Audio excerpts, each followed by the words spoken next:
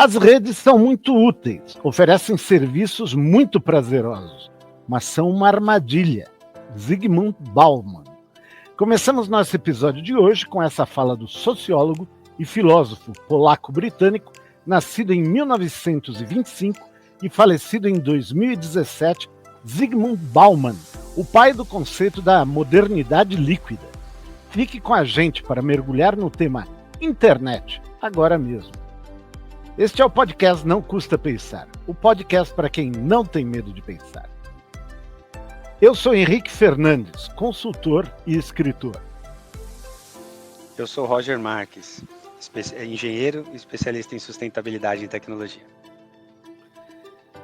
Boa tarde, amigos! Hoje falaremos sobre internet comercial no Brasil completa 30 anos com avanços e desafios.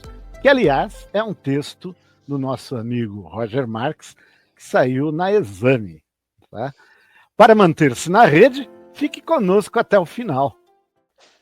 E aí, Roger, meu caro, o que te levou, afinal de contas, a escrever sobre a internet no Brasil, esses 30 anos dela aqui? Conta para nós. Cara, foi uma ideia, na verdade foi uma junção de coisas que eu tô olhando, né? Uhum. Uma delas foi inclusive o episódio que a gente fez sobre geração ansiosa, sobre o impacto do smartphone, redes sociais, na juventude, crianças, adolescentes, jovens, adultos e tudo mais. E um artigo que eu li na Folha de São Paulo em maio de 2025, né? Hoje nós estamos em junho de 2025, mas em maio de Exato, foi em maio de 2025, mês passado, que eu vi lá, né? Tinha uma matéria na Folha falando 30 anos de internet comercial no Brasil. E aí aquilo me deu um choque, assim, né? Foi meio que, falei, caramba. Já tudo esse tempo? Mas assim, só 30 anos, tanta coisa aconteceu. Exatamente. Os negócios viraram meio de cabeça para baixo, muita coisa mudou, né? Novas profissões surgiram, um monte de coisa aconteceu. Mas fala 30 anos, né? Para o ser humano é muito pouco.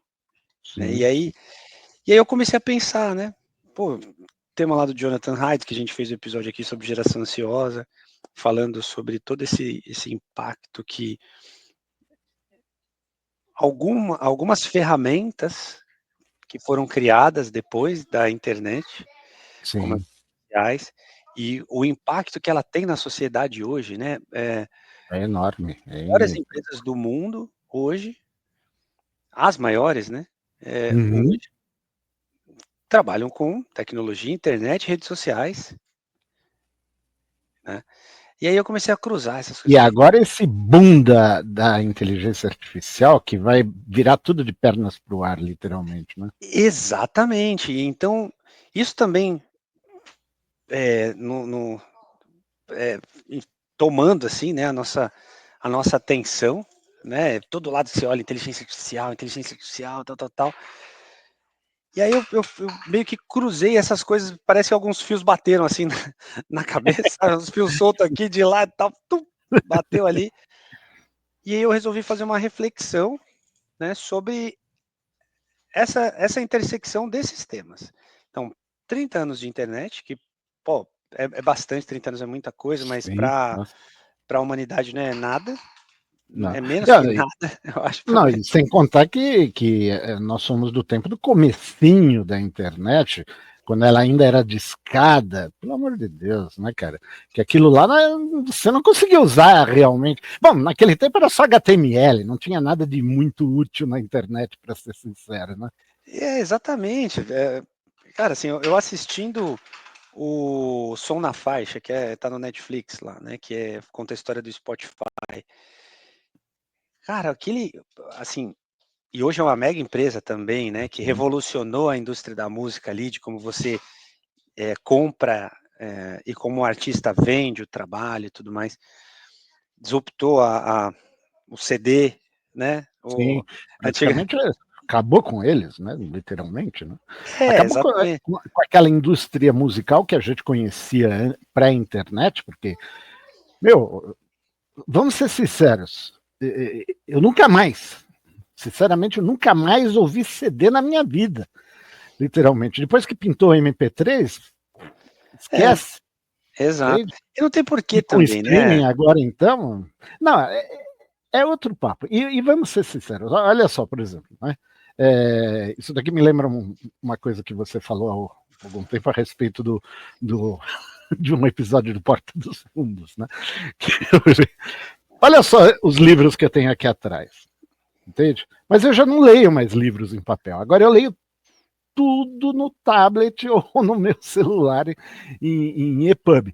Então, cara, se a gente for parar para ver, imagina, você pode carregar um instrumento desses aqui muito mais do que o que tem nessas prateleiras. Muito mais mesmo. Sem contar que você não precisa nem carregar nesse instrumento, né? Ele pode ser só a janela para algo, que é o caso Exatamente. do Spotify, por exemplo. E aí você vê, né, todas essas histórias, né? Tem várias. Tem um outro que é muito legal que conta a história do Google Earth, dos russos que dizem ter lá criado de fato o primeiro Google Earth, digamos assim, né? Nem era esse nome. Exato. E que eles foram depois roubados, né? E aí tem toda aquela história de eles indo atrás e tentando justificar e tal. Então essas histórias aconteceram, cara. As maiores empresas do mundo hoje, elas foram criadas nesse período. E aí você foi, caramba, né? Então muita coisa a gente aprendeu. Então cruzando esses fios, né? Esses temas, pô, somente 30 anos de internet, uma aplicação moldando e impactando uma geração, e aí negativamente, né, nesse caso, positivamente também, eu falo disso no artigo, né, também trouxe esse viés, nem tudo é ruim. Aliás, o artigo nós vamos colocar um link, né, na descrição do episódio para o pessoal poder lê-lo na íntegra, né, e assistir o episódio e ler literalmente o texto que você fez, porque, cara, é muita informação que você passa lá, muita informação bem interessante, e faz vamos dizer, você começa praticamente no início da internet e chega aos dias atuais com os vários tipos de uso da IA, o que é excepcional, né? Sim, Então, o artigo era bem maior, tá? Eu vou te dizer que ele foi imagino resumido, lá para as e editoras preferem resumir realmente essas. é, Me lembro do original que você me mandou. Tinha várias. exatamente, você leu a prévia. Então ele era bem maior, eu estou até pensando Uhum. em expandir alguns conceitos ali e fazer algumas publicações talvez no LinkedIn, né, de ir Sim, aprofundando claro. alguns conceitos, Sim. porque de fato tem bastante coisa ali, tem bastante conteúdo para ser discutido nessa intersecção, né. Então Sim, sim. eu fui fazendo essa reflexão, poxa, 30 anos, uma aplicação que é a rede social tomou a proporção que tomou, ela impacta a sociedade, tanto nessa questão de polarização política, quanto na questão de formação do ser humano, né, da criança, como Jonathan Haidt fala, trocar a infância baseada no brincar para a infância baseada no smartphone, com acesso a redes sociais, jogos online e toda a sorte de aplicações, sites e tudo mais, informações, né, que estão disponíveis ali. Uhum. As, Além disso, né, esses impactos negativos tiveram os positivos também, que putz, vários negócios, então muitos mercados foram gerados, né? Sim, sim. Sendo, Nossa, o e-commerce praticamente, se não fosse esses avanços todos na internet, não existiria. exato, pô, teve, E olha, como nós teríamos sobrevivido à pandemia de 2020 sem o e-commerce? exato, e a gente foi de um idoso, eu lembro como se fosse como se fosse hoje. A gente foi de um idoso falando: "Eu jamais vou colocar meu cartão, eu nunca vou fazer um pagamento na internet", né. Tá bom. E hoje a gente faz via Pix no celular. Exatamente, para essa situação que a gente tem hoje, né, que, putz, os idosos a grande parte deles já se adaptaram, já mexe com a Sim, internet, já claro. confia no aplicativo do banco, né, e assim vai. Então é uma transformação muito grande. O que eu tentei trazer? um pouco, né? Eu tentei trazer luz para as coisas boas e ruins, aí trouxe um caso de uso foco para redes sociais, né? Tá. Então, as coisas boas e ruins que isso, que essa tecnologia, né, essa aplicação da tecnologia nos proporcionou, e coloquei um paralelo, tentei fazer um paralelo para inteligência artificial, né?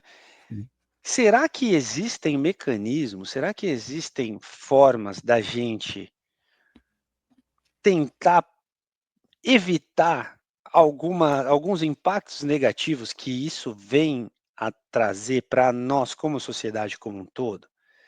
Essa era a minha principal questão. A questão que te fez, vamos dizer assim, né, te deu aquele estalo dos cabos que se cruzaram. Exato. Assim, tenho certeza. O Marquinhos, que é como eu gosto de chamar o Mark Zuckerberg, o Marquinhos, quando ele estava fazendo lá o Facebook, ele não imaginava que isso ia acontecer. De né? forma nenhuma. De forma nenhuma. Assim, tipo, putz. A origem daquilo lá, inclusive, era um daqueles anuários de fotos de alunos de uma universidade ou de um high school americano. Não era nada daquilo que se transformou, não é esse gigante bilionário que se transformou. Para o bem e para o mal, né? Como você disse. Exatamente. Então, a partir do momento que você começa a desenvolver lá, o time de design, eu lembro de um outro documentário que eu vi, uma outra série que eu vi falando sobre design, e tinha uma entrevista sobre o Instagram, que o designer que inventou o scroll infinito, lá naquele momento ele se questiona, eu não sei se eu fiz bem ou se eu fiz mal. Mas ele estava imerso num problema que era construir, de fato, uma máquina de atenção eficiente. Né? Sim. E ele conseguiu atingir o objetivo. Então a verticalização de conteúdo hoje, ela é discutida para todo aplicativo. Até o Netflix colocou a verticalização de conteúdo.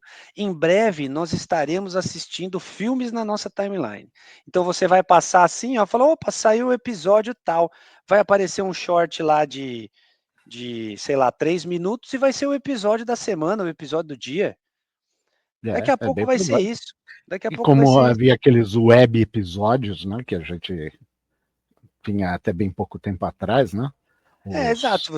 Se você parar para pensar, assim, um Porta dos Fundos da vida, quando você está rolando lá a timeline, aparece, já é o episódio que eles soltam, curto, já está ali. Ele já pensando nisso, exatamente. Então você tem um conteúdo verticalizado que ele vai passando N coisas e N coisas vão sendo sugeridas para você ali e tal. Então, a mim, particularmente, eu sei que a gente já falou sobre isso nesse episódio anterior do Jonathan Haidt. Eu fico preocupado com essa questão da superficialidade da informação. Por exemplo, o pessoal, né, eles fizeram uma resumida do seu texto. Eu penso o seguinte, cara, o seu texto era rico, tinha muitas informações e merecia ser publicado integralmente. Né? Bom, a superficialidade com que as pessoas estão acostumadas hoje, com a rapidez de ficar navegando, leem os primeiros trechos e depois vão para frente, obriga, vamos dizer assim, a quem quiser prender a atenção de alguém a criar coisas curtas e, ao mesmo tempo, superficiais, sabe? E isso me preocupa demasiado, mas porque... aí... Isso é o que traz aquele problema que não só o Jonathan Haidt fala lá também, mas como um outro texto, né, que saiu também em maio, que aliás que era aquele inteligência artificial sem uso responsável forma jovens analfabetos e sem pensamento crítico, né, daquela especialista a Kay Butterfield, né?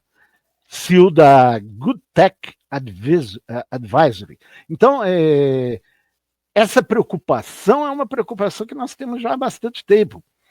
Exato. Como você pensa que isso pode ser resolvido? Na verdade, a gente tem que entender o objetivo do canal. Então a gente está falando de um canal que é uma notícia gratuita. Sim. Né? E aí mais a velha máxima, né, que não existe nada de graça na internet, né? Em tecnologia, Em lugar nenhum. Na internet, então. Em lugar nenhum, mas assim, se você está consumindo algo gratuito, então o produto é você, né? Tem aquelas histórias que é até o que a gente fala da rede social e tudo mais. Você é o produto, você não é o cliente é quem quer anunciar para você. Então você consome gratuitamente, entrega um monte de dados de graça e assim vai. Então aqui é muito similar esse caso. Então eu entendo que o canal, ele é um canal de venda, né? Então a matéria ela vai chamar uma atenção para um conteúdo e aí alguma venda pode acontecer, né? Então estou até com o artigo aberto aqui, tem alguns anúncios aparecendo ao redor. Que é uma então, coisa hoje que está em todos os canais, literalmente. Você não encontra. Vai no UOL, exatamente. os caras te cobram, mas te vendem anúncios. Exatamente. Infernal. Alguns outros portais, isso não é uma crítica, né? É o Não, objetivo daquele específico. Se você é o for objetivo do negócio, para falar a verdade. A internet, e isso daí eu não sei se você viveu, como eu sou mais velho e tudo mais, eu trabalhei com pessoas no início, né, no processo da internet, e naquele tempo se falava tudo em dar de graça. Né? Não, a ideia é tudo grátis. Por quê? Porque a ideia era justamente obter essa massa de dados de volta. Né? Então, ela já nasceu com esse intuito de ser grátis, tanto é que o Google fala, né? O buscador será sempre grátis. Meu querido, é lindo e maravilhoso, mas é aquilo lá. Não existem, como se diz, almoço grátis. Então, ele não está vendendo a busca, né? Ele está vendendo o anúncio que vai vir na busca, as palavras, né? Mas aqui, nesse caso específico, por exemplo, nesse canal, nesse portal, eu entendo tranquilamente. Qual que é o canal desse veículo, né? Onde é explorado em maior profundidade e aí que eles vendem? É a revista, ou é o portal exclusivo do assinante. Que aí, poxa, ali eles dão alguns drops, dão algumas coisas assim, mas na hora que você quer descer a profundidade, você vai. E aí é que entra, e é isso que eu te pergunto, a superficialidade, aqui eu até achei que foi bastante, né? Foi longo. Isso, foi. Foi longo. Perto de outros que eu já li, que você lê muitas vezes na própria UOL, de articulistas deles mesmos. Esses gratuitos, assim, cara, são 5 minutos no máximo. O cara não falou nada. Você termina de ler aquilo lá, você fala, mas o que o cara disse aí? Ele não disse nada. É para ler em 5 minutos, e muitas vezes é mais um clickbait do que qualquer outra coisa, né? Sem dúvida, sem dúvida. Então, aqui, nesse canal, ainda eles colocaram uma profundidade, mas tem um limite para não extrapolar ali né? Então, quer mais, então vai ter que pagar, né? Não, nada mais justo. Nesse sentido, agora, nada mais justo. E aí eu te pergunto, quem consome a notícia mais superficial ainda, que é o clickbait e tudo mais, que é o problema. Porque se você for ver, eu estava discutindo isso com algumas pessoas recentemente, quanto custa se informar bem? Então, na hora que você vai pegar veículos de informação renomados, então você vai falar, putz, eu quero assinar uma Exame, eu quero assinar uma Época, eu quero assinar uma Folha, eu quero assinar... Aí você tem acesso a uns conteúdos mais profundos, né, de alguns canais, e aí você vai, e isso custa dinheiro, então você vai, putz, R$10 aqui, 15 ali, 30 lá, e aí você fala, putz, eu quero ir além, aí você assina uma MIT Sloan, que você vai pagar, tipo, $50 por mês, aí você assina uma Nature, que você vai pagar mais uns 50, 100, aí se você é uma pessoa que, né, finança, no Brasil tem que assinar o valor, então já vai mais 40, 70, 60, sei lá. Aí você quer um global, uma visão mais global. Aí você assina lá o Financial Times, que vai ser mais nos $100 ou $50. Tranquilo. Então É uma fábula de dinheiro. A notícia profunda, ela custa. né? E aí, e custa caro. só que aí e custa caro, e aí você escolhe de fato que você vai ler. Então, só fazendo esse parênteses nessa questão. Não, quem está na superficialidade, ou a pessoa não vê valor em pagar, ou ela não pode pagar e ela ele tem que lidar com o clickbait, os anúncios e toda aquela coisa, né? E a É superficialidade praticamente aquela história de você, vamos dizer assim, quando está nas formações básicas iniciais da escola, fazer parte da escola pública ou da escola privada de qualidade. É a mesma coisa, literalmente, né? se você tem recurso, você pode apostar ali. E às vezes nem é tanto assim, né? Porque, por exemplo, para quem tem uma condição, você assinar alguma coisa, um canal ou outro que você costuma ali ser mais frequente, né? Ou as notícias fazem mais sentido para você, poxa, é um pequeno preço a se pagar para ter uma informação de maior qualidade, né?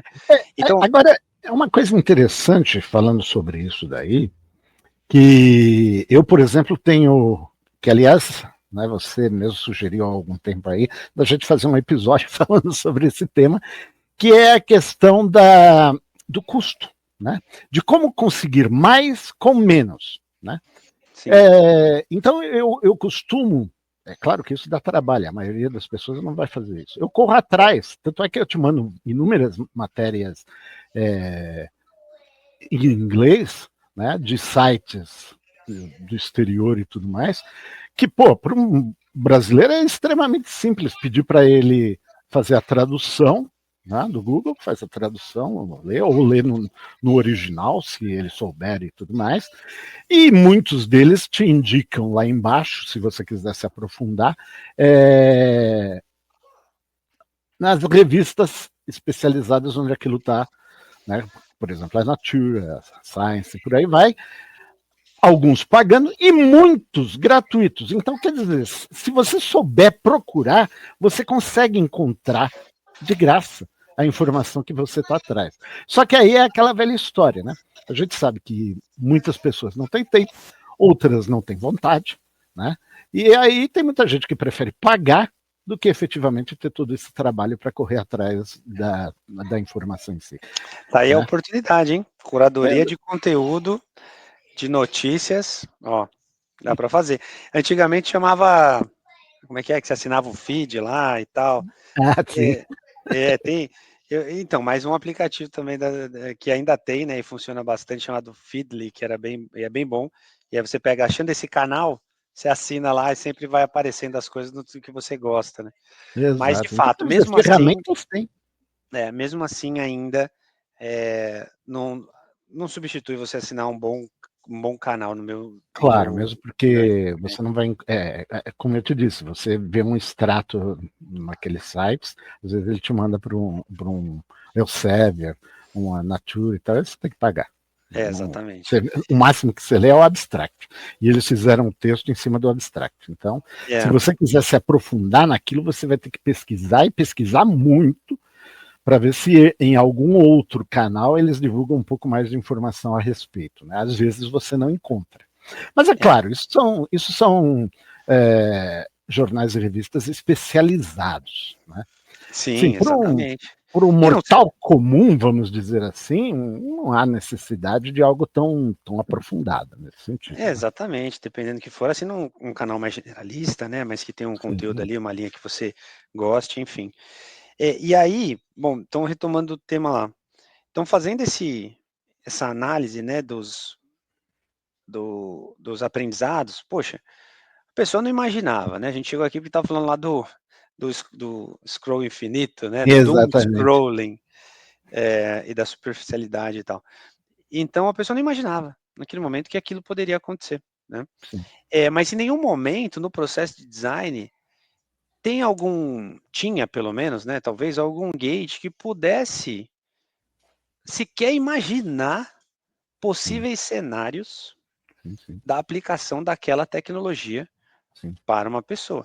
Em algum momento, as empresas elas se deram conta do que estava acontecendo. Só que aí voltar atrás, né, já talvez seja muito difícil, mas talvez seja coisa correta a se fazer, mas é complicado. Mas é difícil, é complicado isso, porque é aquilo que a gente já conversou em outro episódio, inclusive, a respeito dos problemas ambientais, né, e tudo mais, da decrescimento econômico para solucionar problemas ambientais. Cara, isso é praticamente impossível. Tá? Então, da mesma forma, uma empresa que está lastreada numa ferramenta, né, desse tipo que é um plus, como por exemplo agora o Google sofrendo essas pressões todas antitrust lá nos Estados Unidos, correndo o risco de ficar sem seu buscador, né, ou mesmo ficar sem o Chrome. Então isso tudo é assustador para eles, óbvio. Eles têm outras fontes de renda, mas aquilo lá é o chamariz, né? Exato, cara. E aí, assim, por exemplo, quando você vê lá, né, o próprio Jonathan Haidt comentando, falando, olha, precisa ter validação de identidade para usar a ferramenta XYZ. Exato. Aí você já vê do outro lado, a empresa vem e fala, putz, isso inviabiliza, isso é muito complexo, e não sei o que, blá, blá, blá, como é que vai garantir? Aí começa toda uma discussão. Mas se você pega, por exemplo... E com isso se enrola, que é uma beleza. Não, né, se cara? enrola, porque aí na hora que vai para a tempo, justiça, na hora que entra em política pública, cara, aí acaba, né? anos e anos, pode esquecer. Exatamente, esquece. E tem todo um lobby, aquela história, a gente está falando de fato dos negócios mais poderosos hoje do mundo, e é aquela dificuldade para avançar para o interesse, né, da sociedade muito complicado. A não ser que tenha uma pressão muito forte, mas enfim. Aí quando você pega os 5 vídeos mais vistos do YouTube, 4 deles são para, tem assim, um público abaixo de 8 anos, sei lá. Né? Porque você tem lá Baby Shark, você tem alguns outros, e eu acho que o único que é para público adulto é o Despacito, aquela música Despacito.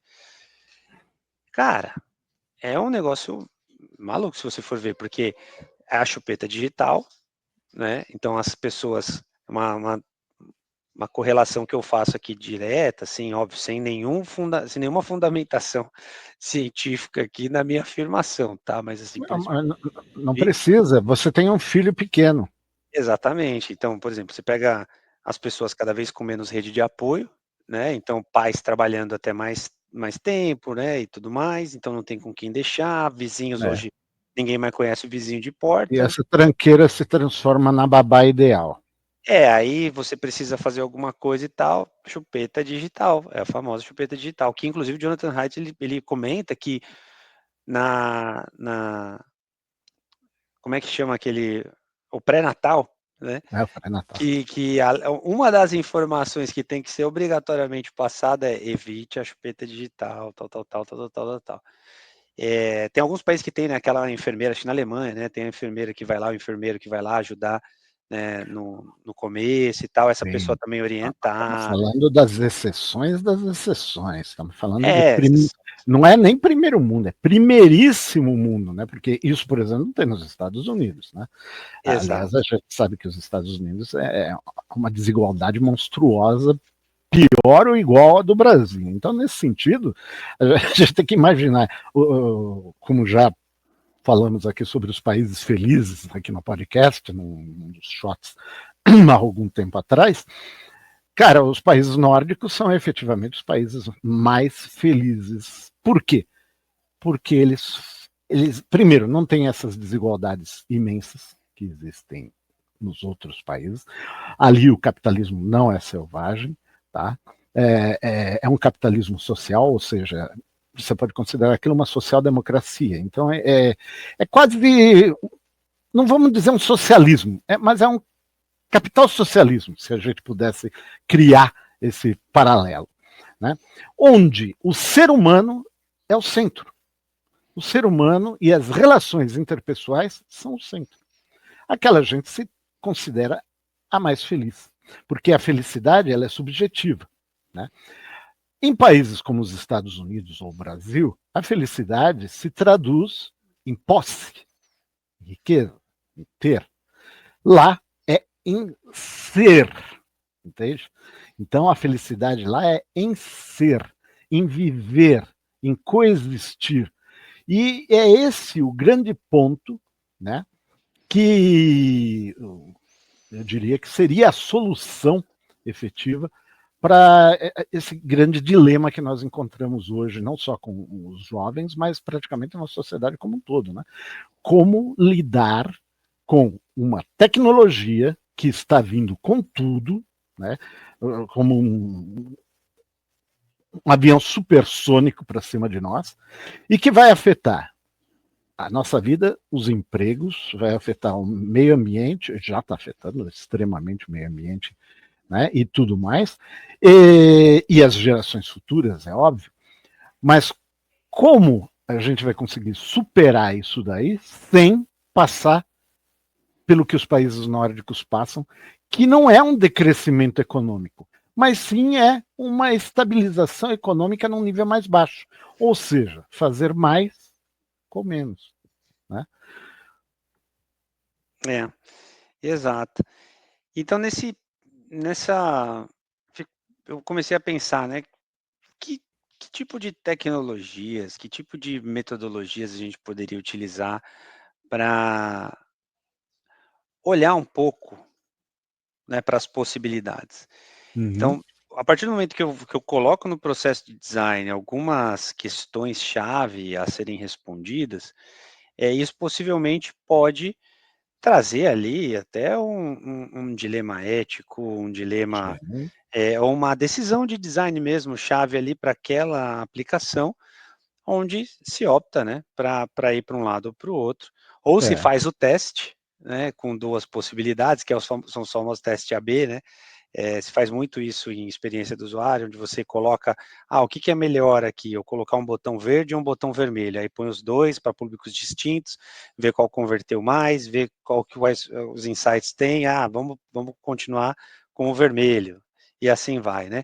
É. Então, por exemplo, as máquinas de vendas, né, mais eficientes hoje, Amazon, Mercado Livre, eles fazem isso aqui, ó, com constante evolução, né? A todo Sim. momento eles estão estudando e testando coisa nova até você afinar de fato e meio que quebrar o código do ser humano para comprar mais fácil, né? Diminuir o atrito da compra, um,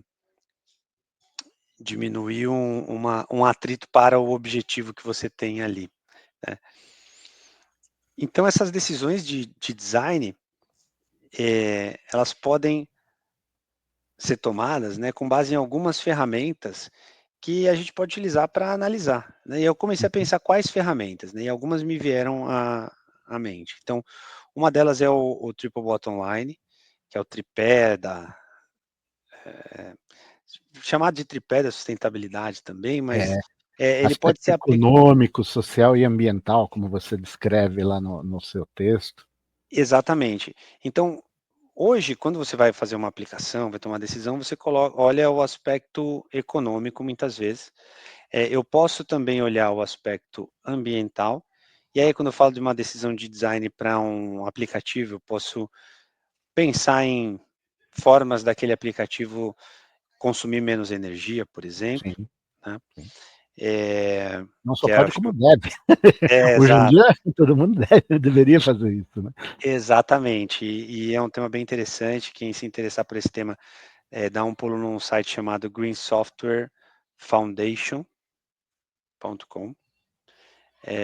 Se não me engano é greensoftware.foundation, mas se colocar Green Software Foundation no Google vai achar fácil, que lá ele tem Uhum. várias práticas, melhores práticas para desenvolvimento de software mais sustentável.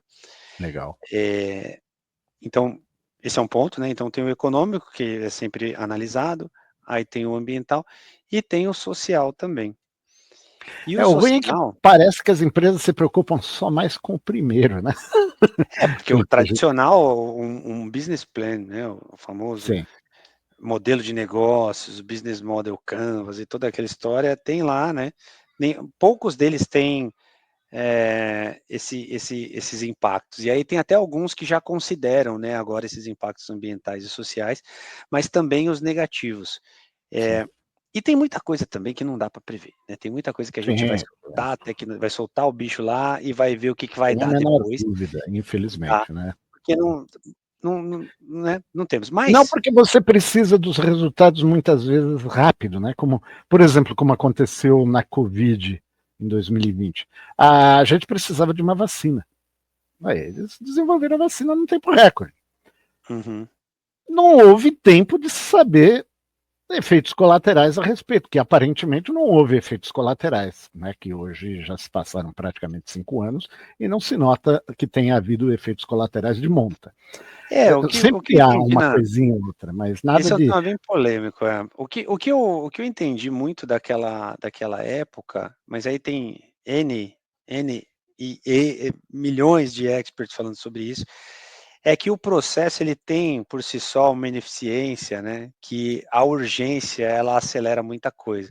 Então aquele negócio que vai entrar numa fila de um órgão, que vai avaliar, ou vai entrar numa fila de um instituto de pesquisa, ou vai entrar na fila da própria empresa para ser desenvolvido, e aquele negócio, e sempre demorou 10 anos para desenvolver o negócio. Se você coloca ele passa na frente em todas as filas de prioridade, você já economiza um bom tempo, Sim, né? sim, sem Mas dúvida. enfim, isso acho que já foi discutido e drenado até o último.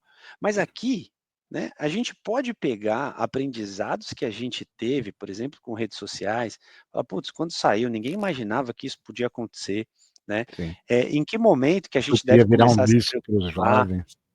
Em que momento que a gente pode começar a entender? Então, talvez algumas inovações elas devessem ser tratadas de uma forma diferente, principalmente por quem regula, e ter algum tipo de lei sobre mecanismos que possam ser acionados ali e rapidamente as empresas deveriam reagir a isso. Talvez, não sei, estou chutando.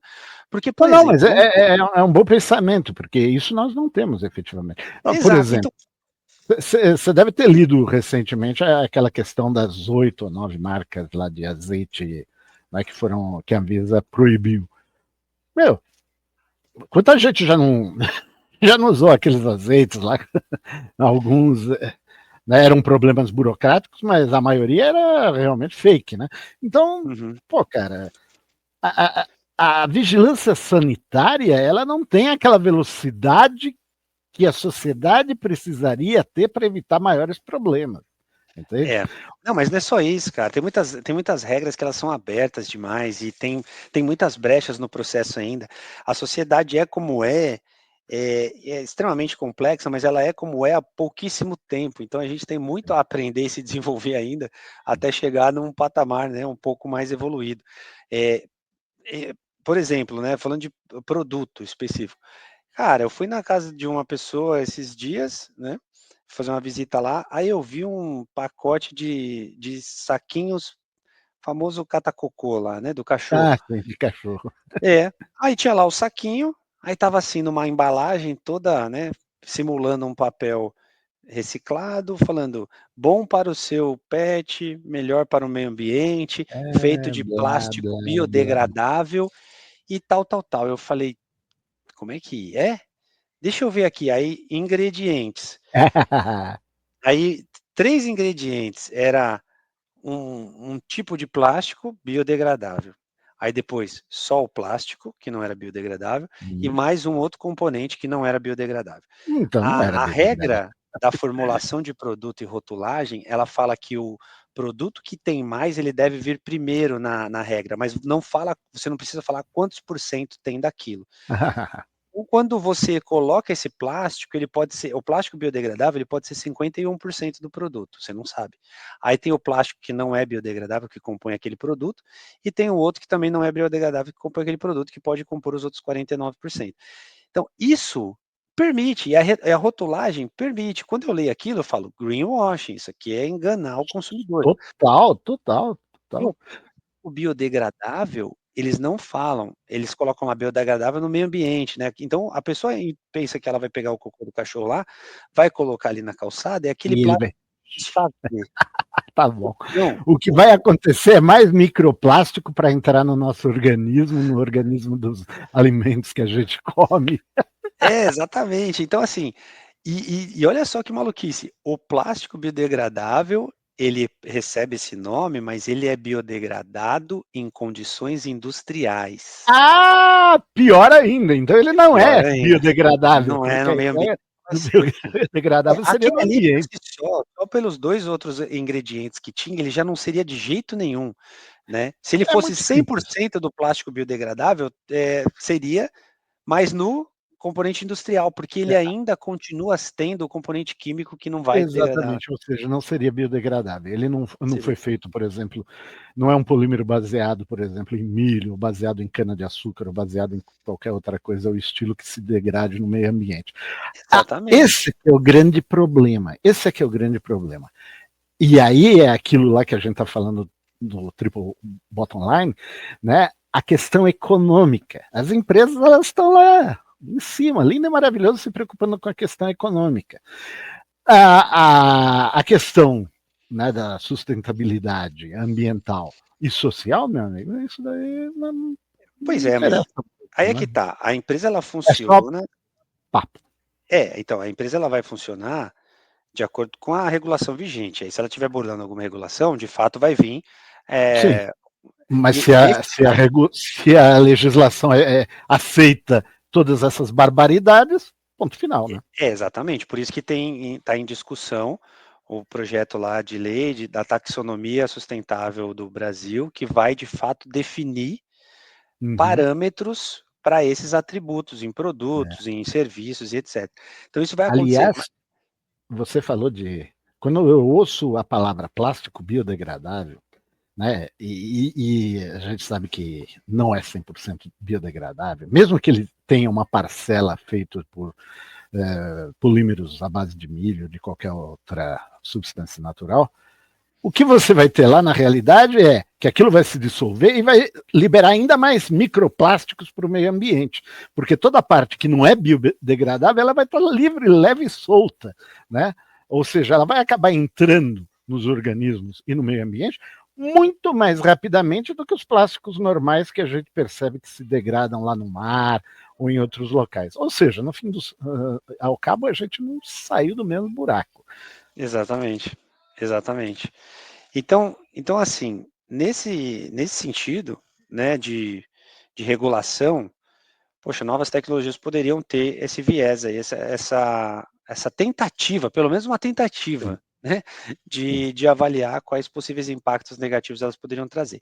E aí, fazendo a reflexão, por exemplo, para internet, para a inteligência artificial, né, eh, eu tenho uma outra ferramenta que Hum, você pode também lançar mão, que ela é chamada de Future Foresight. É um exercício de futurologia, no final das tá. contas, né, onde você, analisa micro e macro tendências, projetando para cenários possíveis futuros que você vai imaginar ali, Tá, né, com base nessas micro e macro tendências em metodologia, tá. sim. Então tem muita metodologia para fazer isso. Estava falando com um amigo meu que ele tem uma empresa dedicada para esse tema, uma consultoria dedicada para trabalhar, Future Foresight, e ele estudou bastante, né, ele estava me contando que isso é uma prática lá, acho que na Dinamarca tem, eh, institutos lá antiguíssimos, assim, de 50, 60, 70 anos atrás, não que seja tão antigo, mas é que é um tema que não é de hoje estudado, Mas eles né. estão bem mais adiante do que o restante do mundo nesse quesito. Não tem a Mas menor tem dúvida. vários, tem vários. Então como é que você olha para cenários? Obviamente você vai errar muita coisa, né, mas o que é Sim, interessante é que é uma abordagem muito legal, e essa metodologia te ajuda a identificar esses sinais e aplicar algumas técnicas de construção de cenário, e aí tem cenários prováveis, cenários possíveis e cenários desejáveis. E a exatamente. ideia é você montar um cenário desejável e né, projetando esse cenário no futuro e entender o que você pode fazer no presente aqui para chegar nesse cenário desejável, evitando cenários piores, né? Evitando possíveis cenários ruins. E aí eu projetei lá, né, 3 cenários, e aí com a ajuda de IA, fazendo esse exercício, obviamente, para projetar 3 possíveis cenários com o uso de IA, com base aí nas futurologias já realizadas que estava carregado no modelo ali. Então, que no seu artigo você se apresenta o cenário pessimista, o provável e o otimista, né? Exatamente. Então a gente vê que em cada um desses cenários tem coisas que são possíveis de acontecer ali, né? E a gente poderia tentar olhar e falar assim, putz, será que a gente não consegue caminhar para o cenário otimista, evitando o cenário pessimista, né? Melhorando o cenário provável? Então, poxa, vamos pensar, né? Vamos colocar isso na mesa e vamos trazer transparência para esse processo aqui de entendimento. Uma outra possibilidade, na verdade não é nenhuma possibilidade, é o que está acontecendo exatamente agora. Então a gente viu todo esse impacto que a gente tem das redes sociais nas crianças e adolescentes de informação, jovens adultos com problemas diversos, dificuldade de encaixar no mercado de trabalho e tudo mais. Tem até páginas já de Instagram e outras coisas dedicadas a memes de geração Z no trabalho. E é assim, contratei um Gen Z e ele fez isso, contratei um Gen Z e ele fez aquilo, entendeu? Então já virou, cara, o choque tá grande, né? Óbvio, sempre tem choque sobre gerações, mas tem uns negócios que você vê e fala, cara, tá muito absurdo, né? Os casos que estão contando. Beira até o impossível, muitas vezes fala, não é possível que isso aqui aconteceu, mas enfim, vai saber. Olha, a gente não pode esquecer que pode ter muita fake news no meio da jogada também. Exatamente. Né? Então, eu vejo que, sinceramente, boa parte da sociedade pegou a geração Z como bode expiatório, vamos dizer assim. Né? Tem essa também. Criaram um cenário onde eles estão inseridos, que não foram eles que se enfiaram naquele cenário, foram os pais que os colocaram lá, né, os pais, as empresas, as big techs. Etc.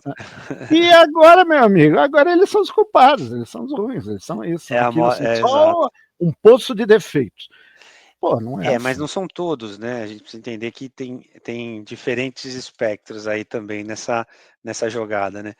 Mas enfim, e aí a gente tem essa situação, né? Então, trazendo aqui para um dado mais crível ali, né? Então, que o Jonathan Haidt traz lá, dos impactos, dos problemas mentais e tudo mais. E a gente viu como essa tecnologia moldou, né, uma geração e tal. Legal. Agora a gente tem a inteligência artificial, generativa principalmente, a IA generativa, que está acessível de forma gratuita para qualquer criança que precisar fazer um trabalho da escola, digitar esse trabalho lá e ter essa resposta.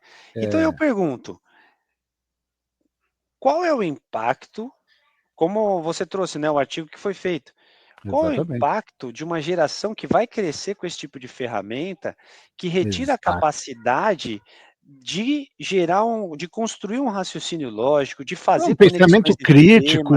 Nossa, crítico. Cara, é absurdo. A pesquisadora lá, Kayford Butterfield, né, que falou isso, cara, ela tem toda a razão naquele texto que ela publicou, porque efetivamente a gente está percebendo que na atualidade nós estamos criando uma fábrica de ignorantes, vamos dizer assim. Né? Nós estamos criando uma linha de montagem, né, de superficialidade e ignorância que efetivamente não vai conseguir nunca atender os padrões necessários para o mundo futuro, porque nós sabemos que cada dia que passa ele se torna cada vez mais complexo. E, no entanto, meu amigo, o que a gente vê é exatamente o oposto. Toda essa tecnologia, que é uma ferramenta de produtividade, que é uma ferramenta muito boa, mas que ela está sendo usada como uma forma de emburrecimento do ser humano. Né? Então, esse é o grande X da questão. Parece que nós estamos fazendo tudo de propósito para que seja cada vez pior em termos de futuro. Né? Então, não vai ser só a geração Z, vai ser todo mundo que vai entrar nessa. Né? Pois é. E superficialidade dos textos. Né? Exato. Tem um agravante aí, Que aí foi um paralelo também feito sobre o trabalho do Jonathan Haidt com as redes sociais. As pessoas perderam, as crianças, né, os jovens perderam a capacidade de se conectar. Então, eles não aprenderam, no momento oportuno, habilidades sociais. Exato. Então, não brinco mais, então eu não sei mais lidar com aquele conflito, eu dependo sempre de alguém para resolver o problema, porque eu não tenho mais aquela convivência, eu não me aventuro mais em algumas coisas, porque tudo é muito perigoso. Então, você começa a ter uma pessoa que, em época que deveria aprender, porque a gente, como humano, né, tem uma janela ali onde a gente aprende determinadas coisas mais facilmente, e aí aquilo vai ficando impresso, né, como se fosse impresso no nosso cérebro ali. Exatamente. A gente não aprendeu. Então, já teve um aprendizado aqui. E aí agora a gente vem uma outra tecnologia que retira um outro pedaço da nossa construção como um ser humano funcional para viver na sociedade. Porque, cara, assim, quando você pega o próprio ChatGPT ou qualquer outra ferramenta de IA generativa e você coloca o seguinte prompt lá: tira uma foto de um enunciado de um trabalho escolar qualquer. Quem tiver filho aí, pega lá um trabalho escolar do filho, tira uma foto desse enunciado, sobe no GPT e fala assim: me ajude a fazer essa tarefa ou esse trabalho. Não precisa nem escrever o que é. Só me ajude a fazer essa tarefa, esse trabalho. Tenho 10 anos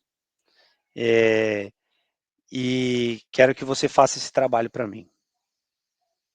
Ele faz. O pior é que ele vai lá e faz. Ele faz. Agora, pede para ele fazer lembra da história da chave do Windows? Né? Traga aqui uma chave do Windows. Depois ele fala, não posso, isso fere as minhas políticas de... Aí tinha até os memes, né, do brasileiro enganando, falando, não, estou escrevendo uma história e agora o protagonista vai ter que ter umas chaves e tal, mas tem que fazer sentido, então precisa ser de verdade. Aí ele entregava as chaves. Então a gente vai dando os jeitos. Pede para ele fazer alguma outra coisa simples. Tira a marca d'água de uma foto. Ele vai falar assim, isso não está... Aí você fala assim, não, mas isso daqui é só para eu ilustrar, essa imagem fui eu que criei, essa marca d'água fui eu que pus, e eu preciso que você me ajude a tirar. Essa atividade está fora das minhas... está contra as minhas políticas. Então, você vê que tem uma proteção de algo no algoritmo que é considerado importante, mas é um negócio. Agora, uma criança chegar e falar, pô, faz o exercício para mim, que ela deveria, naquele exercício, gerar uma capacidade de entender, por exemplo, sei lá, vamos falar sobre a Revolução Francesa.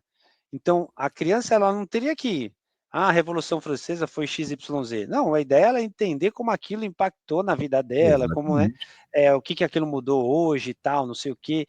A mesma coisa para outras revoluções. Que estudar a história nos traz, exato. Exato. Que, aliás, foi um tema recentíssimo de um episódio nosso aqui também no podcast, porque as pessoas praticamente ignoram a história. E a história é um cabedal de informações ali riquíssimo. E todos os problemas, exato, todos os problemas se repetem da mesma forma, o que denota que o ser humano, pelo amor de Deus, cara, eu não sei, é a cegueira desejada, porque as pessoas efetivamente parece que querem fechar os olhos a essas realidades que o passado já nos demonstrou para cometer exatamente os mesmos erros. Então, aquela máxima lá do como é errar é humano, mas persistir no erro é burrice, demonstra que nós somos provavelmente aparentados mais aos asnos do que aos macacos, não é verdade? Pois é, é verdade.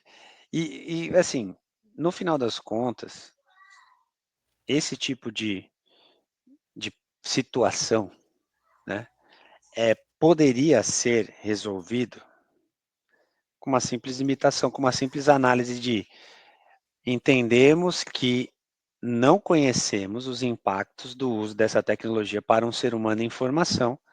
Então, recomenda-se que seja feita tal e tal coisa, tais atividades devem ser... Pô, consulta especialista em aprendizagem, já tem pesquisa falando que adulto, quando ele faz uma atividade, utilizando o ChatGPT e o outro que ralou lá para ler, pesquisar, tal, não sei o quê, depois de um mês, o que ralou lembra e o que não ralou não lembra. É claro. Então assim, é óbvio, né? Mas Que quando dirá você... uma criança, então. Que dirá uma criança, que ela tem naquele momento que ela tem que aprender a fazer essas conexões. Exato. Então aí você já tem os analfabetos funcionais, né, que não conseguem interpretar texto, aí daqui a pouco você vai ter pessoas que não conseguem entender assim, prompts básicos de comando, né? Ó, preciso que você vá em tal lugar, faça tal coisa, pegue isso, tal, não sei o que lá. Putz, já não, como é que é? Não entendi. Eu não entendi Deixa eu nada. dizer. Entendeu? Não, e isso tudo que você está apresentando, e exatamente essa questão dos 3 cenários, me lembrou, né, de que recentemente nós fizemos um shot a respeito dos excessos do otimismo para o capitalismo, ou seja, que as pessoas elas costumam exatamente cometer os erros naturais num negócio, mesmo tendo possibilidade de saber que aquilo vai dar errado, né? Porque deu errado em outras situações similares a que ela está, mas ela não, sabe, é uma cegueira. E isso daí não foi um qualquer, não, que foi justamente o Daniel Kahneman, né? Esse cara é prêmio Nobel e tudo mais, e meu amigo, vamos cá entre nós, ele tem uma sistemática aqui que ele chama de técnica pré-mortem, né? Que ele fala o seguinte, eu vou até ler um trechinho. Para neutralizar esses vieses, Kahneman discute a técnica pré-mortem, desenvolvida por Gary Klein. Essa estratégia envolve imaginar um futuro em que um projeto falhou e, em seguida, trabalhar de trás para frente para determinar as possíveis causas. Ao fazer isso, as equipes podem identificar armadilhas potenciais e lidar com elas proativamente, melhorando assim os processos de tomada de decisão e reduzindo a probabilidade de fracasso. Ou seja, ferramentas existem, entende? Então você tem essa possibilidade, né? Ou seja, enxerga o pior cenário e começa a pensar em formas de bloquear esse pior cenário. Mas não, o otimismo parece... Não é otimismo, cara. Vamos falar assim, de uma ferramenta bem básica aqui, ó, que é contate um especialista. Então, assim, você tem uma banca de especialistas, ó, tal plataforma vai ser lançada aqui no meu país, ou vai sair da empresa, né? Ou até vou investir em uma plataforma promissora. Aí você tem que, essa plataforma aqui, ela vai lidar com o quê? Putz, é uma ferramenta que você coloca lá, ela responde tudo, responde se quiser, responde tal, não sei o que, beleza. Qual que é o público-alvo? Qualquer um. Ah, legal. Como isso vai impactar crianças? Como é que isso vai impactar adolescentes? Não sei o quê. Então pega aqui, traz aqui antropólogos, vamos trazer aqui educadores, vamos trazer aqui não sei o que e tal. O que você vê aqui? Como é que isso aqui vai lidar com uma criança, não sei o quê? Aí você traz algumas crianças, coloca ela lá para rodar, né? Porque, cara, coisa de, sei lá quantos anos atrás, quantos anos tem a Alexa? Eu nem sei quantos anos tem a Alexa já, mas eu lembro de ter visto uma criança bem pequena ali, que estava aprendendo a fazer soma, ela estava com liçãozinha de casa dela, e o pai filmou, né? E ela falando, Alexa, quanto é 2 mais 2? Aí, Alexa, 2 mais 2 é 4. Aí a criança ela escreveu, 4. Alexa, quanto é tal, nanã? Você entende? Cara... já desde pequeno o ser humano gosta de... né? Mas não, é que a criança vira atalhos. A criança, não é que é questão de um atalho, é que ela entendeu que tudo que ela pergunta para aquele negócio veio uma resposta. Mas é um atalho, porque ela falou, é o seguinte, então cara, não precisa ir longe. Isso é muito comum. Eu, por exemplo, trabalho com TI já há décadas. Então, o que acontece? O pessoal, né, os usuários finais, né, ao invés de, por exemplo, pesquisar como fazer uma coisa e tudo mais, eles perguntavam, eles adoram perguntar, como é que faz tal coisa? Como é que faz isso? Como é que faz aquilo? Né? Dá vontade de virar e falar, te vira, meu amigo, te vira. Se eu não tivesse aqui, então como é que você faria? né? Então, o ser humano ele gosta de atalhos. E a gente nota, né, que pelas redes sociais, que as fake news elas conseguem proliferar exatamente por isso, porque muita gente acredita no que ali é dito como se fosse um atalho. Ah, não, o cara está falando, então deve ser verdade. Não, Né? não questiona, né? Porque dá Que, trabalho. aliás, uma brincadeira que eu fiz há muito tempo, na década de 90, o cara lá, como é que eu faço isso daqui? Eu falei, era tempo do DOS, né? Dá Ctrl Alt Del. E o cara deu Ctrl Alt Del e perdeu todo o trabalho, porque ele não tinha salvo nem nada. Então, quer dizer, meu amigo, isso é fake news, cara. Não é por aí. Se você segue aquele caminho, você vai fazer merda, literalmente, né? Então, Exato. tá na hora de começar a pensar um pouquinho em relação a isso daí. Exatamente. E não é por falta de gente como você, como Daniel Kahneman e etc., Jonathan Haidt, mostrar os problemas, mostrar as possíveis soluções, mostrar caminhos para sair desse lamaçal, mas parece que a sociedade gosta de chapinhar na lama, sabe? Tem coisas assim que efetivamente deixam a gente um pouco chateado, porque parece que você está falando com as paredes, não é verdade? De fato é isso. E por isso que eu até comentei aqui, né, no final, né, do artigo, que, de fato, colocar a ética e o bem-estar no centro do design dos sistemas, né, garantir a transparência e prestação de contas ao explicar as decisões que são tomadas. Tudo isso é o que tinha que ser feito. É questão de ética, se você for ver, né? Sim, a ética é a base de tudo, essa que é a grande verdade. Aquela criança, é claro, é uma criança, né? Mas te garanto que se fosse um adulto, ele faria a mesma pergunta para Alexa. Alexa, quanto é 312 dividido por 24? Né? Não, vai fazer, óbvio vai fazer. A gente usa calculadora, né? Mas assim, se precisar fazer na mão, a gente vai conseguir, né? Se acabar a calculadora, acabou a força, você precisa fazer uma conta ali rápida, não tem o celular mais na mão, você vai fazer. De qualquer forma. Aprendeu a fazer, afinal de contas, a gente aprendeu a fazer. O problema é exatamente esse, né? As pessoas estão desaprendendo ou nem aprendendo a como fazer as coisas. Tá? Então, se essa criançada não aprender a fazer os cálculos matemáticos necessários, né, ou aprender, por exemplo, a conjugação de verbos, né, e etc. e tal, eles vão ter problemas sérios no trabalho, que é o que nós chamamos de analfabetos funcionais. Né?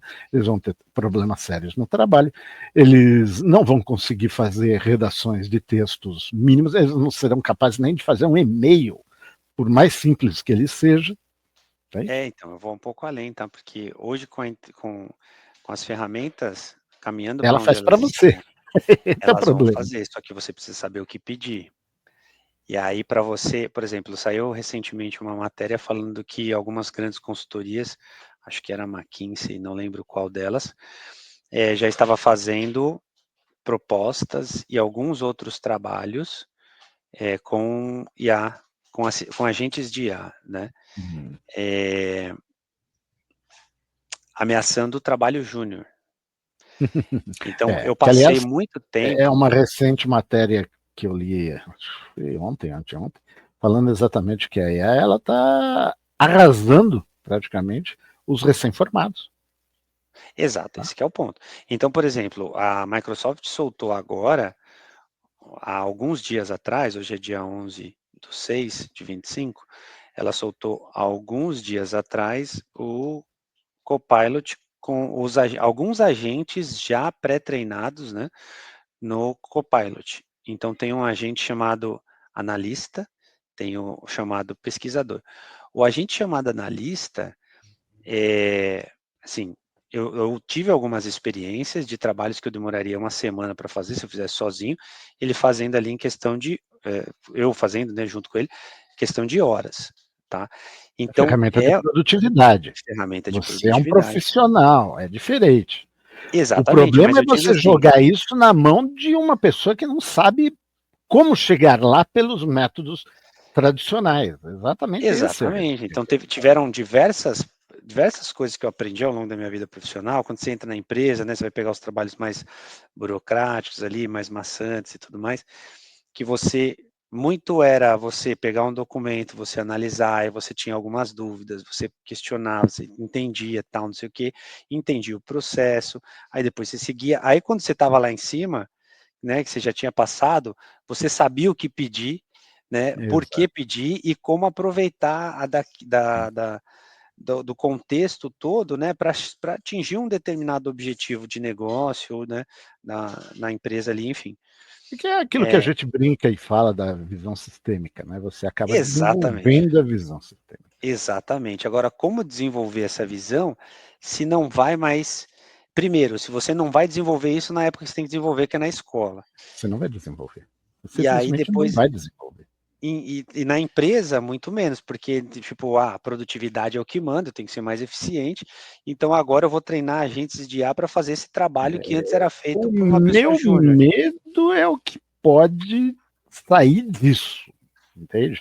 Não estou entrando nem no mérito efetivo de como isso vai afetar os trabalhadores, vai afetar Não, as carreiras. Não, eu estou dizendo o que vai sair como resultado disso daí. Porque, mais uma vez, a gente está fazendo a mesma coisa. Nós estamos lançando um produto extraordinário, mas um produto revolucionário que pode ajudar, como pode destruir muita coisa. O resultado, e nesse sentido a gente tem que levar em consideração aquilo lá, garbage in, garbage out. Né? Até que ponto, né, o resultado dessas ferramentas de produtividade utilizadas por pessoas não capacitadas vai gerar algo de útil ou de desastroso. Né? exatamente. Para onde estamos indo é a questão, só vamos descobrir quando chegarmos lá. Não Esse é o tem. problema. Esse é o grande Exatamente. problema. Mas esse é o ponto. Então, poxa, entendo. Vamos trazer aqui, né, de novo, fazer o paralelo lá com o Jonathan Haidt, o trabalho dele. O que ele chegou de conclusão? Para o adulto é uma escolha usar ou não a rede social, Sim, trabalhar ou não com rede social, sim. aproveitar ou não, Usar enfim. ou não calculadora, É né? uma, é uma escolha, exato, é uma Exato. escolha.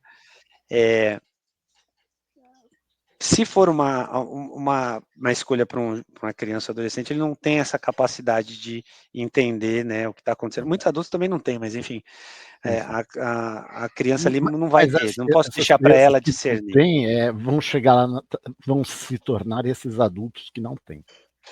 Eu vi até num veículo pago, inclusive, né, num curso de um desses veículos pagos, uma pessoa falando sobre a internet para crianças, falando que era como fogo.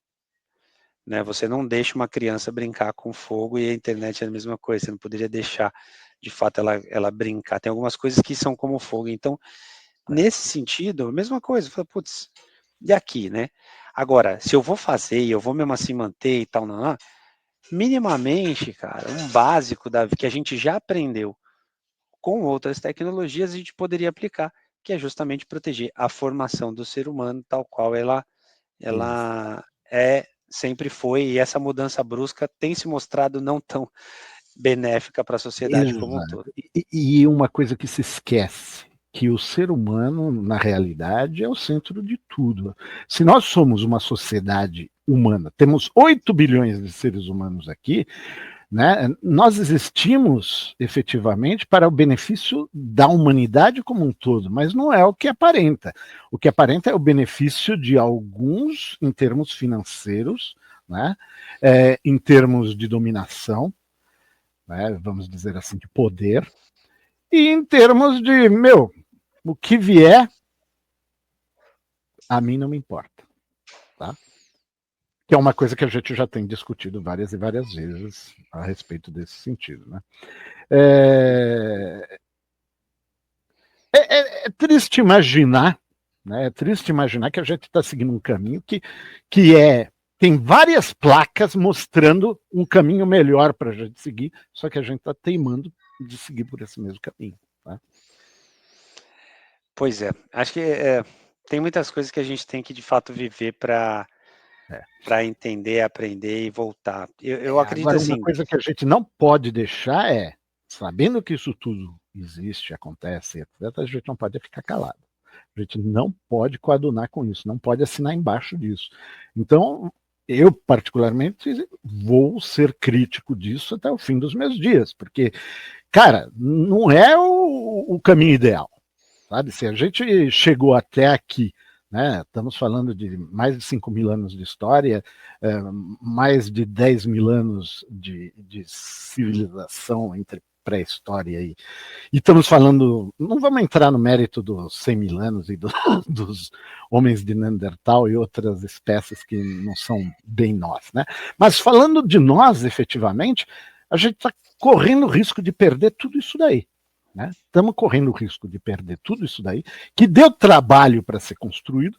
É óbvio que as pessoas lá no passado também não pensavam nas gerações futuras, não, cara. não, eu acredito que o ser humano jamais pensou nas gerações futuras. Não pensa. Talvez ele também nunca tinha entendido a finitude do recurso também, né? Exato. Mas também era outra época onde você efetivamente podia fazer uma desgraça, mas ela era limitada.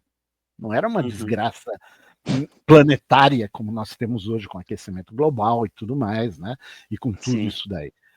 Sabe um ponto que você trouxe que eu achei interessante, que até trazendo aqui nessa questão de dominação, né? A gente vê que a nova guerra, né? Ela está de fato em torno um dos temas, né? É da inteligência artificial. O pessoal falando, comparando a Guerra Fria e tudo mais. Olha que interessante. O Google veio, mudou muita coisa, né? Outras tecnologias vieram, mudaram muita coisa nesses últimos 30 anos. Por exemplo, o Waze. Sim, o Waze. O Waze, putz, eu cheguei a trabalhar com guia Mapograph, que era um negócio desse tamanho. Não, ficava no porta-luva do carro. O porta-luva do carro servia para guardar esse negócio, que era um negócio assim, para quem não sabe o que a gente está falando. Me parece até que os taxistas são obrigados, por lei, a ter uma cópia daquilo lá. Tem nada, duvido que tem. Essa é aquela lei que ninguém mais vai fiscalizar, ninguém vai mais multar ninguém. Não, mas a lei ainda existe. Mas não tem nem onde comprar um negócio desse mais. Mas aí, que era o guia Mapograph, então eu trabalhava ali com entregas e tal, era técnico eletrônica na época. E aí a gente ia numa Kombi, o meu parceiro lá, meu amigo, ia dirigindo, e eu ia, próxima à direita, não sei o que, esquerda. Eu era o Waze. Você era o Waze. Eu era o Waze, exatamente. Exatamente.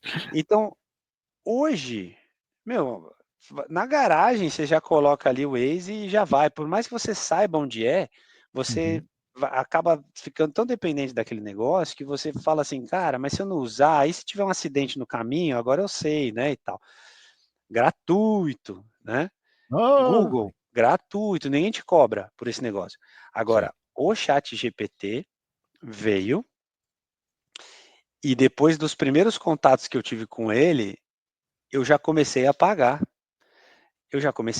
Porque o freemium que tinha ali não dava conta do que eu queria fazer e das possibilidades que aquilo me trouxe para, de fato, melhorar meu dia a dia ali. Então, é uma ferramenta disruptiva. É um monstro. E não é barato, porque a assinatura mais barata lá são $20 por mês, né? Então, nós é uma grana. Dinheiro. Exato. Tá. E eu falo com pessoas que pagam de $200 por mês, que já te dá uma outra possibilidade. Então, olha onde a gente chegou, que é um negócio que chegou para detonar, cobra. Então, não tem mais aquele negócio você agora é o produto. Mesmo você sendo o produto, né? Te cobra. Em algumas ferramentas ele vai te cobrar. Né? Se você estiver retroalimentando o modelo, você também está ajudando ali e tal. Claro, sem dúvida. E você está sempre retroalimentando o modelo, porque na realidade, quando eles alimentam os modelos, os algoritmos, a partir, né, com as LLMs, a partir de, por exemplo, dados da internet, ou mesmo dados de jornais, e eles correm o risco de serem processados por direitos autorais, como aconteceu recentemente, né? Exatamente. Agora pensa Agora, se você está fornecendo isso daí para eles e ainda está pagando, você não vai. Obviamente, colocá-los no pau nem nada, é óbvio. É óbvio. Então, é unir o útil ao agradável. Né? Agora a gente tem o médico. Recentemente teve uma polêmica aí, semana passada retrasada, de um médico lá de Dubai, sei lá, falando, olha, eu estudei aqui minha vida inteira, tal, não sei o quê, olhei para esse exame, né, já tenho X anos de profissão, olhei para esse exame, identifiquei tal e tal doença, né, e o caminho seria esse. Mas olha só, ele aperta um botão, aí, pum, aparece lá o negócio, a inteligência artificial reconheceu, entendeu a imagem, reconheceu várias condutas ali para aquele paciente, inclusive uma que tinham achado que a inteligência artificial fez, que ele não tinha feito, e que mudou um pouco a conduta do tratamento, ou totalmente a conduta do tratamento. Aliás, né, a gente lê periodicamente que várias profissões, entre elas a de médico, correm o risco de com a inteligência artificial. Algumas partes, né, do médico, Sim. do médico não, mas diagnósticos. Exato. Então aquele médico que vai passar a vida inteira dele lá, ele vai ler, sei lá, 5.000 exames, não sei quantos exames vai ler, 10.000 que seja, aí ela analisa centenas de milhares em alguns segundos, né? Exato. E ela vai ser muito mais eficiente nesse ponto. Só que um médico, ele vai depender de uma ferramenta dessa para trabalhar. Ele vai depender 100%. Então, eu tinha um médico que lia exame, eu tinha um médico que fazia... Agora, um médico clínico geral, ele pode ser muito mais eficiente, né, do que um médico que estudou um monte de tempo, que viu muitos exames e tal. Sim. Com essa ferramenta. Então, veja só, se você tem essa corrida hoje, aí você vai ter empresas em poucos países, né, que conseguem evoluir esses modelos e treinar esses modelos, e ter uma dominância no mercado, assim como o Google conseguiu das pesquisas, não sendo o primeiro buscador, assim como o Waze tem ali da direcionamento do trânsito, rotas e tudo mais, e assim como a gente tem outras ferramentas, Instagram e assim vai, suponha que a gente tenha essas dominâncias em ferramentas necessárias para a sociedade, de fato, em necessidades básicas, como, por exemplo, saúde, segurança e algumas outras coisas, e a gente não vai saber fazer de outra forma. Então, a gente vai depender 100% daquelas ferramentas. Então, a gente está na mão de pouquíssimos... Estamos na mão da tecnologia, e o interessante é isso, se a gente para pensar, nós já estamos na mão da tecnologia há muito tempo.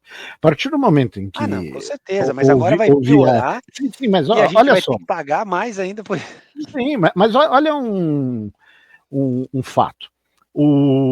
Nós temos o uso contínuo de satélites de comunicação no espaço, mais ou menos dos anos 70 para cá. Né? O boom começou nos anos 70 e veio para cá. Não temos o nosso sistema de GPS do Brasil, a gente depende dos Estados Unidos para fornecer... Exatamente.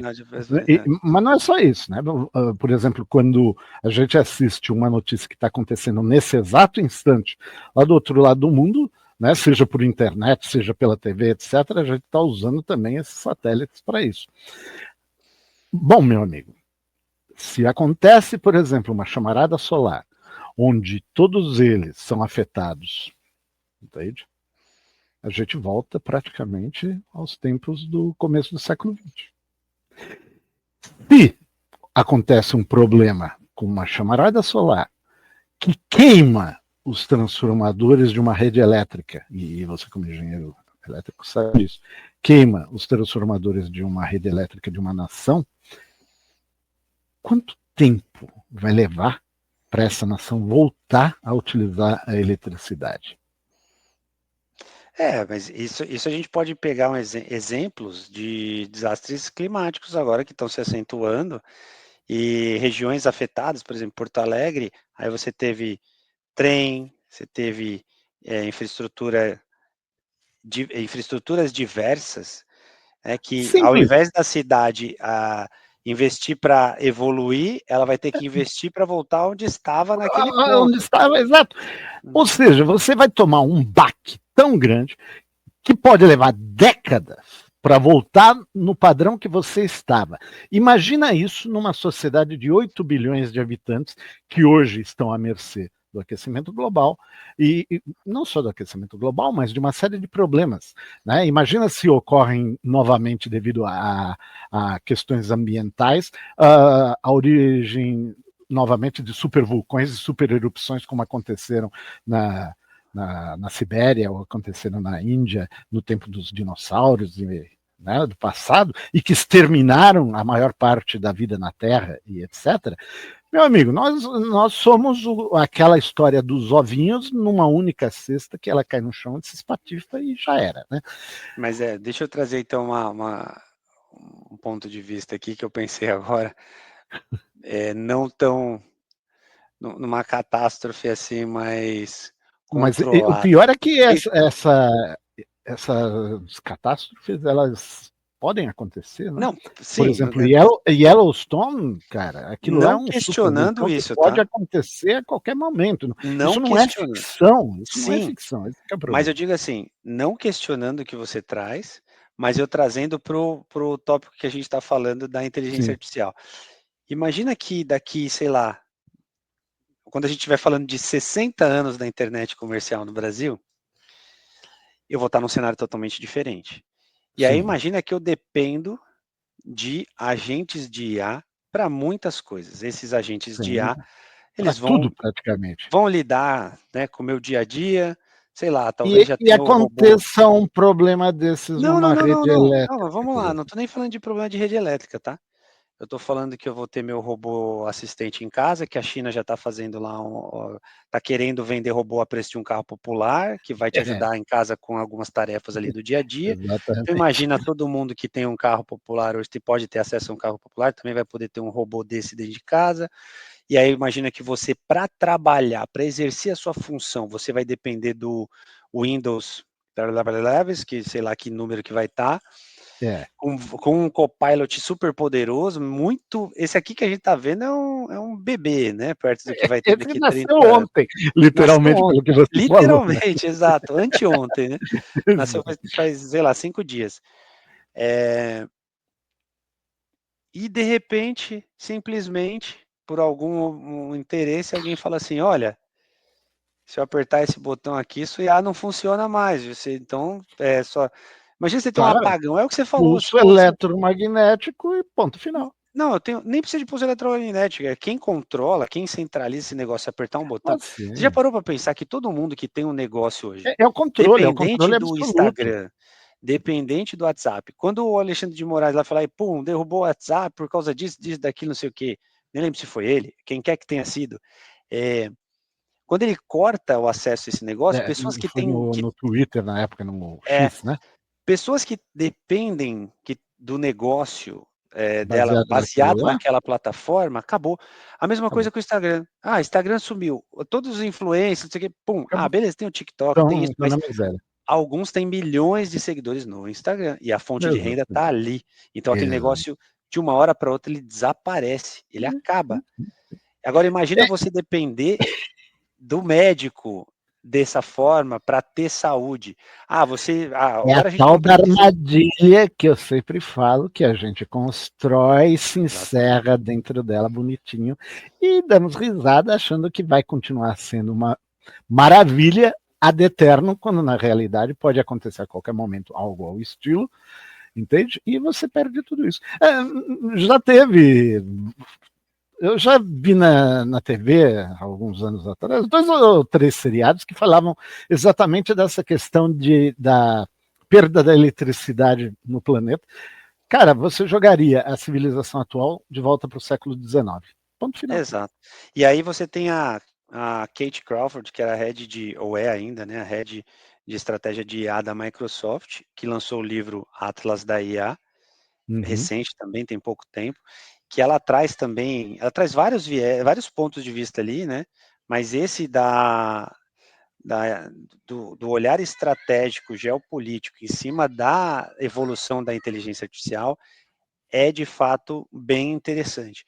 Porque é isso, a gente vai depender, não tem como, né? As coisas Não. vão acontecer, porque imagina você dar acesso ou você agilizar tanto o processo de leitura de exames ou de realização de exames que você zera a fila. E o negócio é que a gente precisa mesmo disso. A gente precisa, agora. porque você tem que zerar a fila do SUS ali, por exemplo. Exato, Então, mas é 1 milhão de pessoas ali esperando. Vai. Cara, Precisa, a gente precisa. Precisa e ponto final. E É aí aquilo da armadilha. A gente criou, então, mas a gente entrou e a gente depende dela. A pergunta é, a gente vai desenvolver o nosso ou a gente vai ficar dependendo de um outro país controlar como a gente faz com a maioria das demais tecnologias? Em termos de Brasil, é óbvio que a gente vai continuar, entende? A gente vai continuar. Infelizmente, tá? Pois é, podemos ter alguns aí. A gente Quem perdeu. estiver assistindo que programa, que conhece, domina, vamos desenvolver o Não, a gente já perdeu tantas chances, o Brasil perdeu tantas e tantas chances até hoje, meu amigo, que parece, assim, mas eu vou te falar, dá a impressão que vai perder novamente. Mas isso não quer dizer que vai perder. Espero que não perca, mas a probabilidade não é a favor, infelizmente. Né? Exatamente. E aí, muitas vezes, essas decisões de design, de não bloquear algumas coisas que impactam no desenvolvimento e da capacidade, né, da pessoa se desenvolver e ser um adulto funcional, digamos assim, às vezes parece bem conveniente, né? Porque, de fato, eu tô ali, mas o poder está comigo, né? Estou controlando aqui. Enfim, teorias da ele é o melhor dos conspiração à cenários. parte, teorias da conspiração à parte, eu Não, acho não, que não. a gente... A teoria só é conspiratória dependendo do lado que se enxerga. Entende? Se você está do lado dos que a manipulam, né, você, obviamente, é uma teoria da conspiração. Mas se você está do lado dos que se aproveitam dela, é uma realidade. Exatamente, exatamente. Muito bom, doutor Henrique. Meu amigo, foi assim, fantástico falar sobre isso daí, tá? Sinceramente. Esse seu texto é muito bom, a gente vai colocar um link. Mesmo resumido, dá para aproveitar alguma coisa? Sem dúvida que dá, sem dúvida que dá. Porque eles efetivamente pegaram os pontos-chave, né, e colocaram. E como as pessoas adoram coisas superficiais, está lá.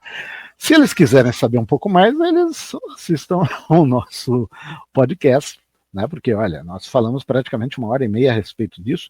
E, meu amigo, muita coisa ainda há a se falar. Né? Ainda mais sobre esse tema riquíssimo que envolve a sustentabilidade, triple bottom line, etc., onde mostra que tudo está interligado. Cara, isso não se resume única e exclusivamente a um texto ou a um podcast ou um documentário, não se resume somente a isso, não. Isso é um assunto que tem que ser tratado, discutido sempre, tá? Porque é um assunto que nós vimos que é chave. A humanidade depende disso daí, tá? A humanidade, infelizmente, não está fazendo seu dever de casa, esperamos que abra o olho, né? Até lá, antes que seja tarde. É legal que pessoas como você, como Daniel Kahneman, Jonathan Haidt, etc., estejam dispostas... num grupo muito seleto aí, tem uma galera que está lá, eu estou bem... Meu amigo, guardadas as devidas proporções, está sendo feito um trabalho de divulgação de tentar efetivamente abrir os olhos para a realidade. Essa que é a questão. Você está fazendo sua parte do mesmo jeito que eles fizeram. Tudo bem, eles são mais velhos que você. Quem sabe você ganha um prêmio Nobel quando chegar na idade do que o Daniel Kahneman, infelizmente, já não está entre nós, né? Ele morreu com 92, se eu não me engano. Então, quer dizer, meu amigo, né, guardadas as devidas proporções, todos nós fazemos a nossa parte. Então, eu só tenho que agradecer o fato de que pessoas como você se preocupam e estão trabalhando em prol, né, de tentar melhorar a situação que nos encontramos hoje. Os alertas estão aí. Os alertas estão todos aí, sabe? Aquele teu texto mostra aqueles 3 cenários. O Daniel Kahneman já dá a listinha lá do post-mortem para você seguir e pensar primeiro nos problemas que pode dar antes que deem, e como resolvê-los antes que eles deem. Mas aí está lutando contra a velha e boa, velha e má preguiça humana, né? De tentar encontrar os meandros, os caminhos, os atalhos do menor esforço. Paciência. Né? Nós somos andorinha. Andorinhas não fazem verão, como se diz. Uma andorinha não faz verão, 2 andorinhas não faz verão, mas um mundaréu, alguns bilhões de andorinhas fazem um verão tremendo. Exato, verdade. Bom, eu que agradeço, Henrique, a oportunidade, mais uma vez. A gente amigo, já não é a primeira, né? Não, mas assim, não é a primeira, como não será a última, e não pode esquecer, você já não é mais só um convidado, você é um participante ativo do podcast, meu amigo. Isso aí. Esse é o canal para você estar sempre, sabe, colocando esses alertas, né, na cabeça das pessoas, porque é o que a gente tem que fazer, efetivamente. É o nosso trabalho. É o máximo que nós podemos fazer. Nossos recursos são escassos e limitados. O máximo que a gente pode fazer é passar informação, né, e da melhor forma possível, tentar ser o mais didático possível para que as pessoas entendam e percebam e consigam acordar, né? Exatamente. Seguimos na luta. Exato. Meu querido, alguma última palavra que você tem? Eu praticamente já falei tudo que eu tinha para falar. Não, aqui é mais... O pessoal dá uma olhada lá, tem alguns conceitos interessantes, vale se aprofundar, né? A questão do Triple Bottom Line, Future Foresight, decisões éticas e sustentáveis no desenvolvimento de tecnologias novas ou de qualquer novo negócio, produto. É sempre interessante começar a olhar essa dimensão também, porque além de tudo, pode ainda não ser tão relevante assim, mas dado a conjuntura, dentro em breve, muito em breve, será um diferencial competitivo. Exatamente, vai ser uma chave, essa que é a realidade. Isso aí. Exato. E agora vamos falar aquelas velhas palavras, né, do fim do episódio, que são de praxe, mas são muito importantes. Tá? Informe-se, use a cabeça, afinal não custa pensar para minimizar os problemas. Se você gostou, siga-nos no YouTube, dê-nos seu joinha. Não custa pensar, .podcast. Também envie-nos sugestões de assuntos que você gostaria de ver discutidos no canal. Isso é importante, afinal de contas, né, queremos falar sobre coisas que são importantes para você que está nos assistindo. Nos veremos novamente em um próximo episódio. Grande abraço a todos. Abraço, pessoal. Obrigado. Tchau, tchau.